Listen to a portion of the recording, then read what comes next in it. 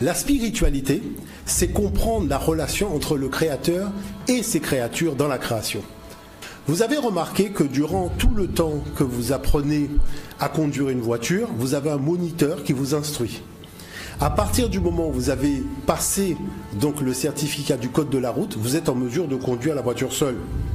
Vous avez remarqué que c'est la même chose quand vous apprenez à piloter un avion et c'est la même chose quand vous apprenez à naviguer. C'est-à-dire vous avez quelqu'un qui vous explique ce que c'est que la loi, c'est-à-dire le règlement, c'est-à-dire le principe qu'on doit respecter, la réglementation. Dans le cadre donc spirituel, ça s'appelle la loi. Nos ancêtres l'ont appelé math. À partir du moment où vous avez reçu l'enseignement de la loi, vous n'avez plus besoin de moniteur.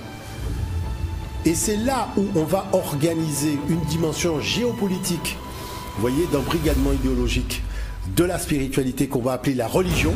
Quand on organise une conception du moniteur permanent, ça veut dire qu'il y a quelque chose qui cloche. À partir du moment où vous connaissez le code de la route et vous savez conduire une voiture, vous avez le permis, vous n'avez plus besoin d'un moniteur. La notion du paradis, de la vie éternelle, la notion du Dieu unique, la notion du Fils de Dieu, toutes ces notions viennent du continent africain.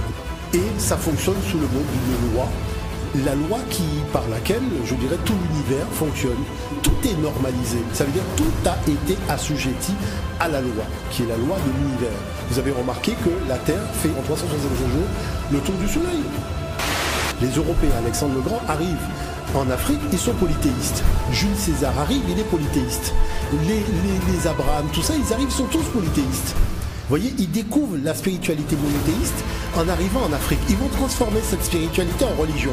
Et cette religion va créer l'embrigadement idéologique. C'est-à-dire plus personne n'y comprend rien, rien n'est clair, alors qu'avec la loi, tout est clair. Ces choses-là ne sont pas cachées, parce qu'il y a aussi un travail, je dirais, qui est fait au niveau de l'histoire, il y a un travail de restitution, le minimum de vérité.